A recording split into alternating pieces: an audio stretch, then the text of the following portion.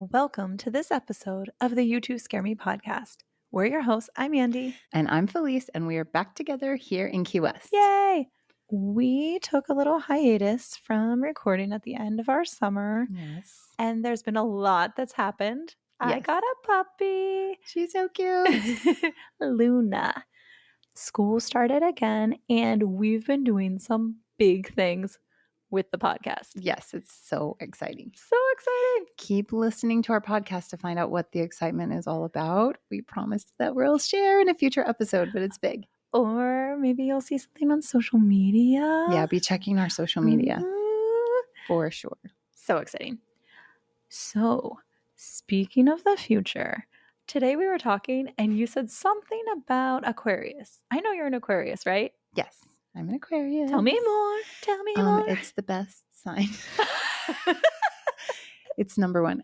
So to be honest, I don't really know that much about horoscopes and zodiac and all of that kind of stuff, except I do know about my own sign. Well, tell me about yourself. So Aquariuses, Aquarii, I don't know the plural. We're creative, intellectual. Oh. We can be a little bit reserved, or also some people think we can be a little judgy, but I think it's more that we are observers. We are constantly looking and watching, and we know right away if we're going to connect with somebody. Oh, yeah. Interesting. It's funny because my husband and I are both Aquarius, and we are wildly different than each other. That's really funny. I never thought about that. Yeah, but we are also both Aquarius in our own way. We share our creativity in like totally different ways, but he's very outgoing, and I'm very like a little bit, I'm outgoing, but I like to be alone. I love my alone time. I prefer it. My heart. Yes. Well, with the exception. So like Aquarius find their people and stick. So like we find our ride or die people, and then those are our people. And we'll do anything for them. But also we're observing at all times. Oh, yeah. We're watching. Always watching. Yes. Yeah. That's me in a nutshell. Yeah. Well, wow. How about you? I already know what you were. But tell us. I'm a Leo. Oh, yes. So tell us about Leo. Leos are outgoing, loud, dramatic, center of attention. No. Wow. Shocking. Wow. My heart again. In the best way, in the most fun way. But Felice fun. Informed me that we're like opposite signs, but also in the right balance, we're sister signs. Yeah. Yeah. So I think that's what's happening here. Yes, absolutely. But when we had this little conversation, then it inspired me. I decided to do a little research about what's happening in the stars. Oh, okay. And there's a few things that stood out that I want to read to you. Okay. So right now, the sun is in Leo from July 22nd to August 22nd. It's a time to shine, add a touch of color and drama to lives, and it's time to perform. This is general for the general public. Okay. This is just the effect of the sun in Leo. We're blossoming. It's a time when we want to enjoy ourselves and express ourselves. While the sun is in Leo, we take the high road, and we're very often motivated by the idea of gaining respect and affection. Ooh, okay. It said, we also tend to take the lead or become the center of attention and activity. Interestingly, Mercury is also in Leo from June 26th to September 2nd. When Mercury is in Leo, our thinking is more confident and grand. Wow. The focus is on the goal. The grander the goal, the better. So I am hoping this directly translates to our podcast. Oh, yeah. Let's go. Our goals. That's our goal. Our goal is grand. Yes. Grandeur. So grand. So, speaking of the podcast. Yes, in case you're just joining us for the first time or you've forgotten, we are two friends with a love for the paranormal and spooky stories. We have a deep respect for the unknown forces that work around us, but we also make sure to laugh along the way. Absolutely. Everything's better and slightly less spooky with laughter. Yes, I had a Facebook message, or maybe we had posted something, and one of our friends posted, and she said, oh, I really want to listen to the podcast, but I'm really, really afraid of scary stuff. And I said, I mean, we talk about some scary stuff, but we are mostly having a great time. Yeah. It's like, it's a little spooky, but not too bad. One of our friends just recently said to us, when you record, it must be like a play date for you. And we were Yeah. like, it totally is. Yes. Yep. Sorry, guys. We have to record again. Yeah, sorry. Also, just a quick shout out to Ryan and Bill. Yeah, they're being very understanding this past week. Yeah. We have had to do a lot of podcast related things this week. And I'm like, sorry, can't do bedtime again for the kids. Yeah, same. Sorry, Bill. Sorry, do bedtime. Sorry, Bill. Can't tuck you in. Sorry, buddy. Have to tuck yourself in. But anyway, thanks for the support, guys. Yeah. Yes, we love you. We appreciate you. So on this podcast, we hope to bring you stories that make you wonder, give you a chill, and laugh right along with us. The stories are true. We think they are. Dive into the shadows with us as we bring you haunting tales in this episode of the You Two Scare Me podcast. Shall we dive in? Today, we're diving into the story of one of the most infamous haunted sites in Pennsylvania, Eastern State Penitentiary. Ooh, I think this is going to be a good one. I've been hearing a lot about this. This place.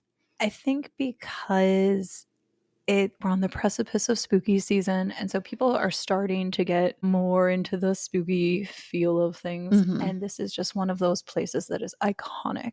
Yeah. So it is located in Philadelphia. It was once the most advanced prison in the world, and now one of the most haunted. Ooh. Long before it became a destination for tourists and ghost hunters, Eastern State Penitentiary was an ambitious social experiment and an architectural feat. Opened in 1829, it was designed not just to punish inmates, but to reform. The prison was designed by architect John Haviland. When viewed from above, the prison has a wheel-like appearance, kind of like a wagon wheel. Okay. 7 cell blocks extend out from a central surveillance area. Within the cell blocks were private cells for each inmate with an attached outdoor exercise yard. So the yards were really small, and each person just had their own tiny yard. It wasn't like gates between them. It was walls between them. It was walls. Okay. Yeah. No communal yard here. Prisoners' cells were equipped with central heat, running water, flushing toilets, and skylights. So it doesn't sound that bad.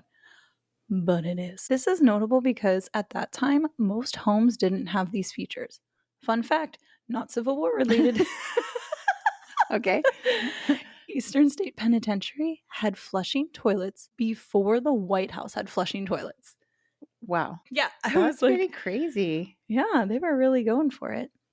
When you say reform, were they trying to actually help people re-enter the world, or was it more?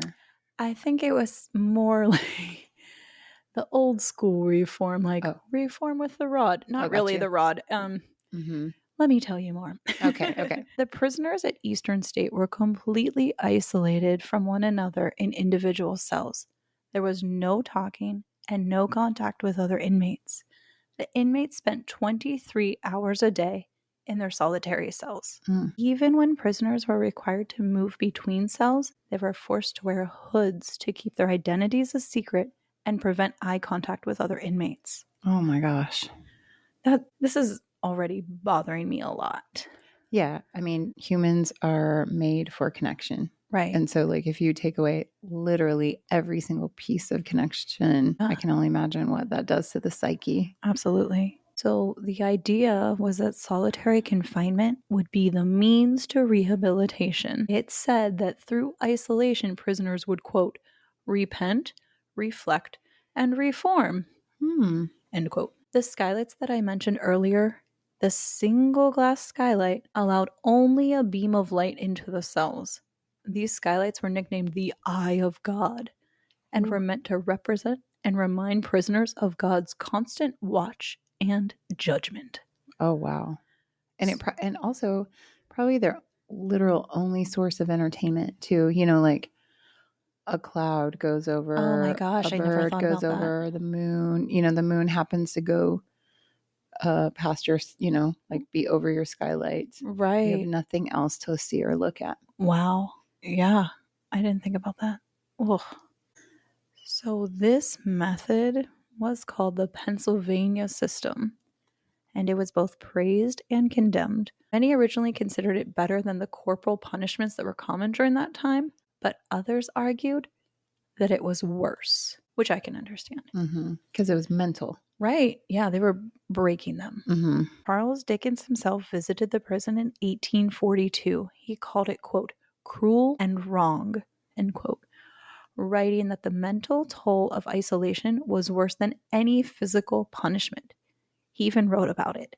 He wrote, quote, I believe that very few men are capable of estimating the immense amount of torture and agony which this dreadful punishment, prolonged for years, inflicts upon the sufferers. So he saw this, and I think it really had an impact on him. Yeah. The psychological toll that this form of isolation took on prisoners was extreme. But when prisoners talked to themselves or attempted to talk to guards or any other purported offenses, the punishments were severe. Oh my gosh. There was the water bath, in which inmates were dunked, then hung out on a wall in winter until ice formed on the skin. Oh, wow. And I mean, Pennsylvania winters are no joke. Yeah. Can't even. Inmates would also be strapped into straitjackets until they lost circulation in their bodies. And then there was the iron gag, which was responsible for at least one inmate death. With the iron gag, an inmate's hands were tied behind the back and strapped to a 5-inch piece of metal that fit over his tongue so that any movement forced the gag deeper and caused the tongue to tear and bleed profusely. Oh my gosh. That's horrifying. There's one recorded death from it, but I'm guessing there were others. Yeah. The inmate that died from the iron gag, his charge was attempting to talk to another inmate. How heartbreaking. Yeah. Through the 19th century, mental illness and overcrowding led Eastern State Penitentiary to abandon the idea of solitary confinement and the Pennsylvania system. By the 20th century, it became like many other prisons of the time. It had all of the good prison stuff. Violence, riots, escape attempts. Nice. So around this time is when they began using the hole as punishment for prisoners who violated the rules. The hole was a pitch black, cold cell in the basement where inmates could be held for up to 2 weeks with no light, no toilet, no human interaction, little air, and minimal food. Oh my gosh. Still to this day in prisons, when they are sent to solitary confinement for whatever punishment, they call that the hole. Hopefully it's not a like little that. more humane than hopefully this. they have a toilet at the very least. Right. But wow. I mean, I think before the entire prison kind of felt like the hole, right? Yeah, that's what I was thinking. Yeah. Except that they had the plumbing. That's a modern thing for the time. Right. Yeah. In 1929, the most famous prison inmate arrived, Al Capone. Ooh. The legendary gangster spent 8 months in Eastern State for possession of a concealed weapon. Okay. But Capone's cell was different from the dark cement blocks of the other inmates. Oh, I'm imagining Pablo Escobar, like when he was in prison, his cell or his prison cell, it was glamorous, and his friends were there playing pool and stuff. Whatever. I mean, Well, Yeah. Capone's cell it was luxurious. It had rugs, it had artwork, a desk, a lamp, even a radio. Wow. Friends in high places. Yeah. I mean, sometimes you get the good stuff for doing bad things. I guess so. It's all about who you know. That's true. That is very true.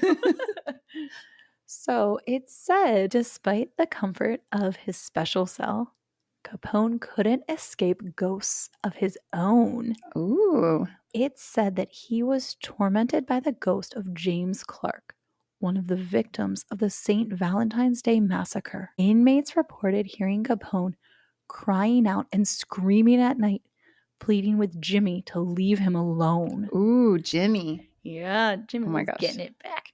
Faced with deteriorating conditions and rising costs, Eastern State Penitentiary closed in 1971. Man, it was around for a really long time. Yeah, it's like 150 years Yeah. almost. Wow. Mhm. It is now certified as a U.S. historic landmark. By the time it closed, Eastern State had housed over 75,000 inmates. Ooh, wow. And it's thought that some of them never really left. Okay, let's hear it. So let's talk about some of the things people have encountered. In cell block 6, people have reported seeing shadowy figures that dart along the walls or slide quickly across them. I don't like that. I know, it's unnerving. I do not like that. Similar shadowy figures have been reported all across the penitentiary. Visitors to cell block 4 have claimed to see chilling visions of ghostly faces that appear to be in pain or tormented. Oh my gosh. I just wonder if, I mean, it kind of makes you think like we don't really know what any of this activity is all about. And so it makes me wonder if some things are, I don't know, just like an impression of all the darkness and rage and sorrow and all the horrific things that happened there. Absolutely. You know, it's like the energy has made like an imprint. Exactly. I mean, I think, you know how when you enter a room where people have been fighting and you don't have to know that it just happened, you feel it. Yeah. Yep. It's that charged feeling in the air. I feel like take that and multiply it by 1,000,000. Yeah. Right. Yeah. And that's at least 75,000. right. Right. And, you know, that's what's going on here. But the atrocities that happened here and, you know, the mental breaks that happened, I think really would have left some dark energy behind. Yeah. So people see those ghostly faces. People also report hearing strange noises while in the cell block and feeling an overwhelming sense of unease and being unwelcome there. One of the scariest ghost stories comes from prison locksmith Gary Johnson. Gary was working on an old lock in cell block 4 during the restoration process in 1990. Okay. While working, he claimed he could feel someone intensely watching him, but looking around the cell block, he realized no one was there. He got an overwhelming feeling of dread and said he could feel the negative energy all around him. It said he could see distorted, tortured faces on the cell walls and then saw a shadowy figure move across and out the cell. Oh my gosh. Some of the reports about him even claim that he was grabbed and held like he was stuck and unable to move during this time. Oh my gosh. Yeah. That's crazy. So whatever it was something scary for him. Yeah. And we've talked about before, if something has the energy to touch you or physically move something, that's, I don't know. Right. Heavy. Also, I feel like he could have been paralyzed in fear, right? I mean, if you're seeing these terrible faces and this shadow figure, like I feel like I would probably fall down and cry. Yeah. Correct me if I'm wrong, but did someone just tell us a story? Yeah. Okay. Yeah. I thought so. Okay. So recently, we just heard a first-hand account that was strikingly similar to this. The person told us that they were at Eastern State and they saw a shadow figure pacing in a cell that then rushed towards them. Yeah. So I'm not sure if this is the same entity, but it's a very similar kind of experience. Yeah. So I think that's worth noting. Yeah. Absolutely. So spooky. Oh my gosh. So spooky. Yeah. And the person who told us that account has experienced a lot of things and is not someone who would spook easily, I think. Yeah. No. Yeah. I don't think so. Yeah. But the spookiness at Eastern State continues in cell block 12.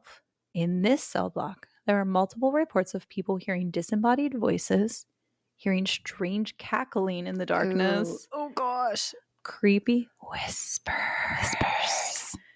And seeing shadow figures. People also report an overwhelming feeling of dread there. The show Ghost Hunters even captured a video of a shadow figure that moves through cell block 12. Oh. Yeah, you can watch that clip. Okay, I'll do my homework. Do it.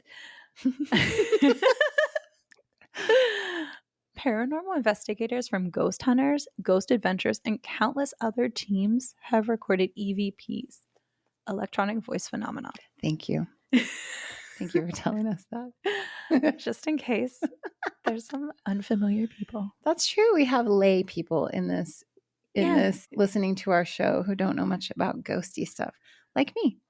So it's good. We need to know all the acronyms. You're growing a little bit. I'm dipping my toe, but I'm still extremely careful. That's okay. Cautious. Caution is good. Yeah, I think so. Yeah. So these people with their EVPs, a lot of these EVPs are clear and spooky, in my opinion. One investigator described hearing a voice say, "I'm still here." Mm. Other EVPs captured, and I listened to some of these, include a man singing, another saying, "Leave us." A voice on one of them says, "I'm sick, girl. Please help me." Oh my gosh. I know that one makes me feel sad. During an investigation, someone asked the infamous line, "Is anybody there?" And someone responds, "Anybody?" Ooh, that's cryptic. Right? Not cryptid. That's different. That is different. We're learning that too. A lot of people are learning that word with us. But it reminded me of when we were on our firehouse investigation and we said, "Are you here? Or is anybody here?" And they said, "In a way." Oh, yeah. Right? Yeah. So it kind of triggered that in my brain. Others claim to have been scratched or shoved by unseen hands. Oh, I don't like that. I know. I don't like the touching. I think I can deal with the hearing things, possibly seeing things, but the touching, we have to draw a line. Let's have some boundaries. We need boundaries. Personal space. Yeah. Yes. Absolutely. For decades, visitors to Eastern State Penitentiary have reported having an overwhelming feeling of darkness and despair and the sense of being watched. All over the penitentiary, people feel cold spots, hear whispers, and disembodied voices, and some even report hearing a banjo playing. Alrighty. I don't know where the banjo came from. Did they have that? Did they have access to a banjo? Maybe it was Al Capone with his special room and his musical instruments. Who knew? I never thought of Al Capone as a banjo guy. Man of many talents. Real Renaissance man. Indeed.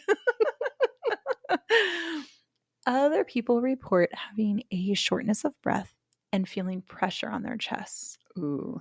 Some reports even include people feeling frozen, unable to move due to some sort of force. Whoa. So that kind of goes back to what Gary the Locksmith experienced in cell block 4. Still, others report seeing shadow figures in the abandoned guard towers. The apparition of a mysterious woman is spotted so often that she's gotten the nickname the Soap Lady. I don't know why. Do we know why? No, No. I don't know why. Maybe she feels, or maybe she smells really fresh and clean. Oh, maybe. Maybe she was like in charge of the commissary. Maybe. You know, she was handing out soap. Maybe. So the Soap Lady, she sits in the last cell on the second floor wearing white. The second floor held the women's cell block when the prison was operational. Okay, I was going to ask you about that. Yeah. If there were women in the prison. So that's pretty interesting. Eastern State Penitentiary is now a museum and historic site. You can walk the very halls where prisoners lived and died. They offer daytime tours, educational exhibits, and every year from September to November, you can go to Halloween Nights, a haunted house experience inside the real prison. Okay, so are we talking about scary clowns jumping out at you, that kind of stuff? That's part of it. Oh, okay. So part of Halloween Night, it's one of the top ranked Halloween attractions in the country. And they have haunted houses, like the typical kind of thing. Okay. Well, sort of typical, plus I'll tell you more in a moment. Okay. They and then it also includes bars, lounges, tours, and a lot of experiences. So they have over 200 performers who really commit to this whole Halloween to the night. bit. Yes, indeed. Okay. So if you do go, you can sign up to wear a special necklace that lets performers know that you can be grabbed, held, or taken to secret passageways. Oh my God. Who does that? What kind of monster signs up for that? That's so scary. I already signed you up. Oh God. I'm just kidding. Awesome. think I'm busy that weekend. It's okay. It goes till November. We'll find one. Oh my gosh. I'm just kidding. I don't think I could use. I don't really like that kind of thing. Mm-mm. I mean, like, I like a little jump scare, but I would not be okay with people touching me and dragging me to a secret passageway or something. That's really scary. When I lived in New York, I went through a haunted house. It was supposed to be a pretty scary one. Yeah. And it was scary. Yeah. And then I fell on the floor and I rolled around so nobody would grab me. Like, just somersault through the whole thing. Just like stop, drop, and roll kind of action. You can't catch me.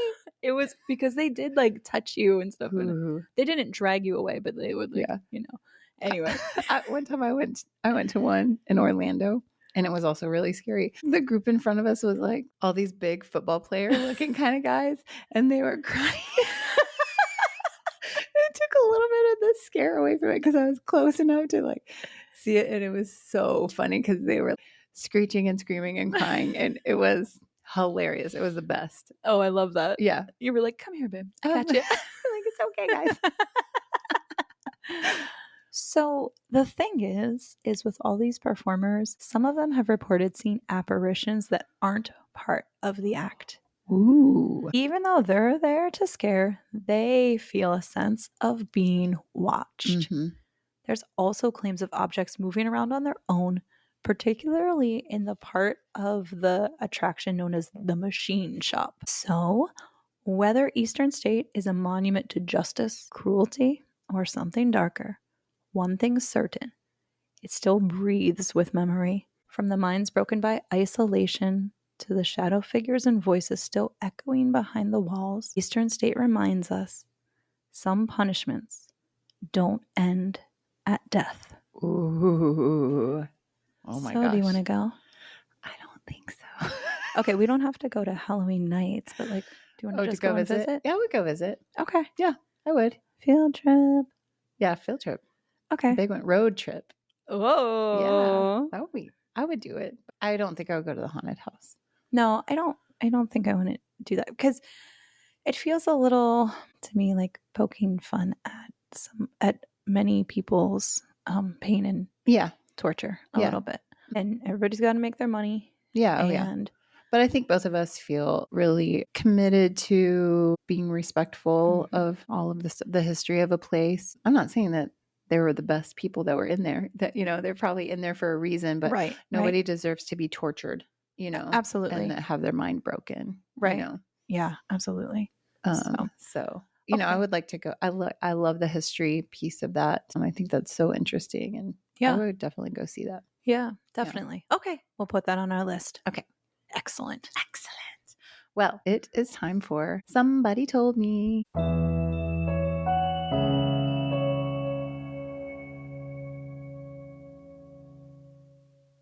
This is a segment of our podcast where we share stories from our listeners. We want to hear from you. You can email us or go to our website or go to our social media, send us a DM, share your stories with us. We've been getting a lot of responses in a bunch of different ways. So it's so exciting when something comes to our email account or we get something on, you know, like Instagram or TikTok or something like that. It is so exciting. And we love reading them. Mm-hmm. And I think too, even if you have something that is short or you're like, I'm not sure, or does this apply? This is just kind of weird. It doesn't matter if it was a weird figure you saw in the woods or something you saw out of the corner of your eye or some mysterious lights or near-death experience or even maybe like a creepy dream you had that came true or something like that. Anything. Yeah. We love to read the stories. And if they're short, we'll just put a bunch together. Yeah, we'll put a few together. And also don't feel like, you know, like you don't need to be Walt Whitman and, you know, like write a poem about it. It's okay. We can reword it if we need to, you know. So, we would love to hear from you. Yeah. So a few weeks ago, we did an episode about La Llorona. And if we don't have time to tell you all about La Llorona, but you're going to go back and listen. You should go back and listen to it. But I got a bunch of responses about La Llorona on a recent TikTok video that we put out. And so I wanted to share one of them with you. And get ready. It is crazy. I'm scared already. Yes. So This account is from a doctor in Oaxaca, Mexico. He emailed us and asked us to keep him anonymous for professional reasons.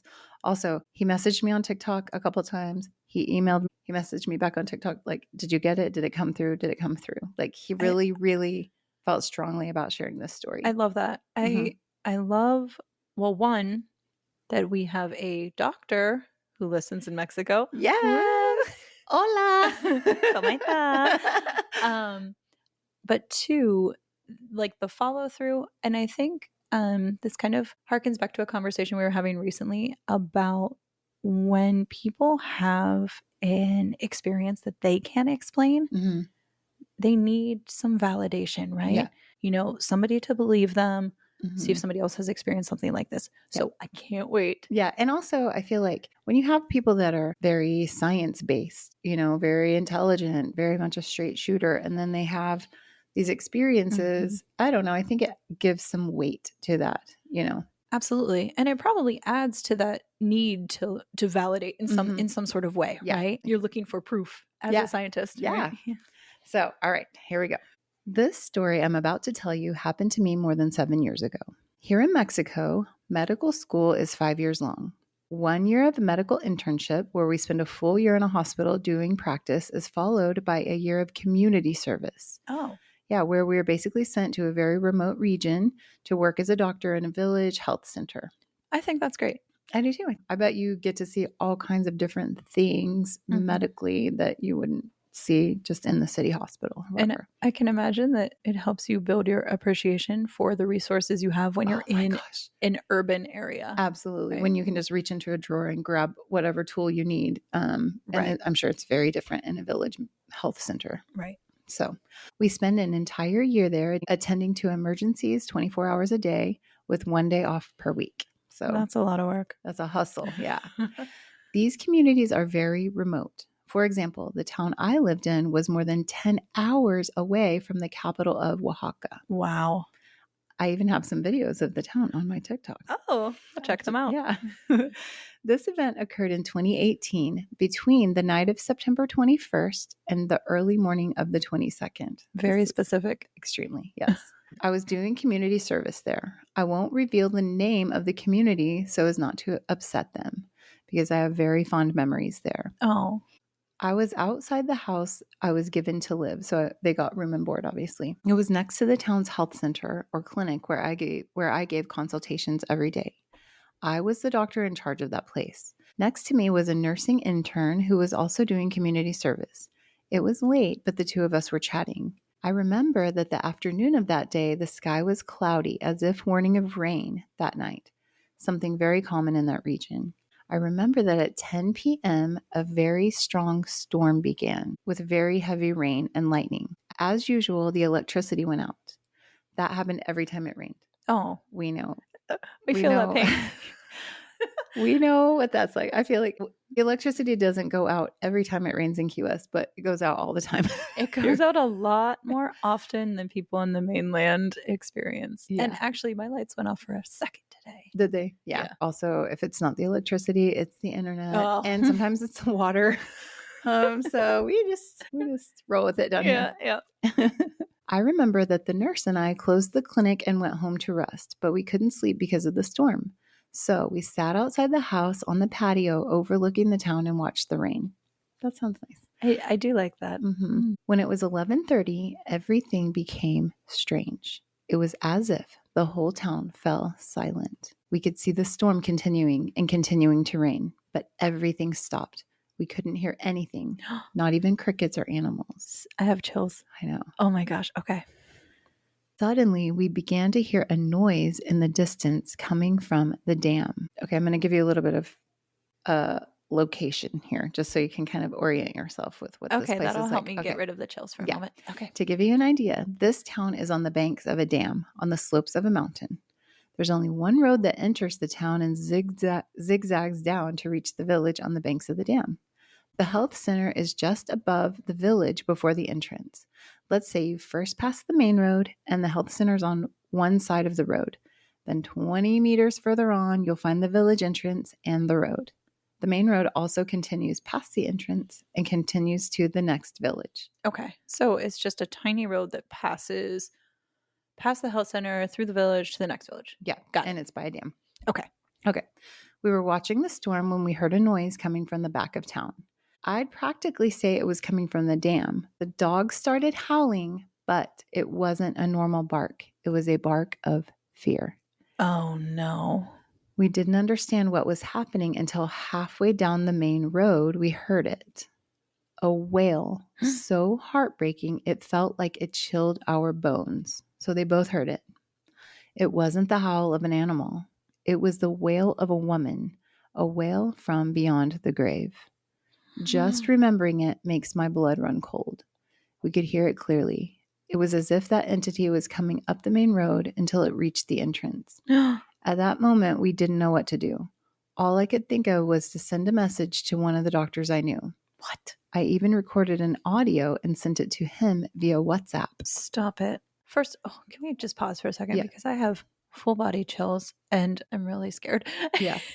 But also to have the wherewithal to be like, I need to capture this. Yeah. This is weird. Yeah. Yep. Okay. Wow. Yeah. That's awesome. Good Yeah. for you, doctor. Yeah. Way to go, doctor. I remember the more I listened to that wail, the more my head felt like it was going blank. Without realizing it, I started walking toward the entrance. Oh, no. And I would have reached it if it weren't for the nurse who stopped me. I don't know if I would have walked any further. I don't remember starting to walk. Oh, my gosh. Isn't that crazy? Goosebumps. The nurse said I was hypnotized. I only remember that we entered the house and the nurse placed a Virgin of Guadalupe statue at the entrance and we began to pray. Oh my gosh. I could hear the wailing reaching the entrance to the town and continuing along the main road. Suddenly, everything returned to normal. The rain, the sounds of animals, crickets, frogs, dogs, people. It was as if we had stepped out of that bubble. Many will say it was a hallucination, but the nurse and I know what we heard. This reminds me so much of Banshee. Oh my gosh. This is so scary. I know. But, okay, remind me, for La Llorona, are people going into trances? Is that something that happens? I don't remember. I don't remember hearing that. Okay. But as an additional note, the next morning, some people from the next town came to me to fill out a death certificate for a person who had died that night after falling off a cliff. Oh my gosh. In Mexico, it's known that the weeping woman tricks and lures people into a frenzy, sometimes leading them to a cliff where they fall to their deaths.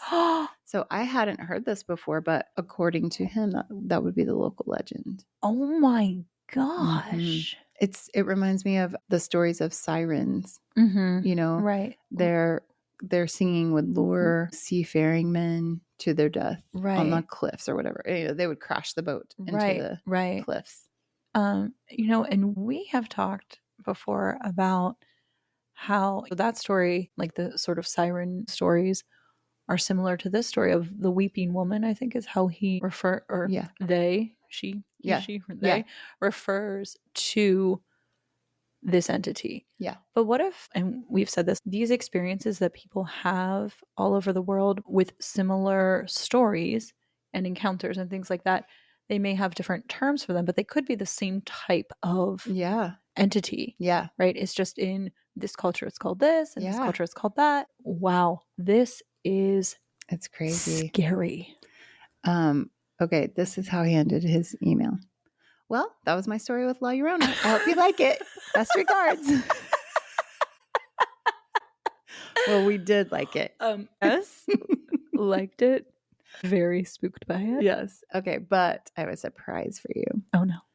So, he sent me the audio recording that he sent to his friend. No. Oh no. Yes. I don't know if I want to hear it. Yeah. I don't know. Okay. Okay, we're gonna hear it. I am gonna turn my microphone around. Hopefully you can hear it. Here we go. Oye, escucha esto. Escúchame. Oiga, Doc, creo que eso se escucha ahí por donde está el río.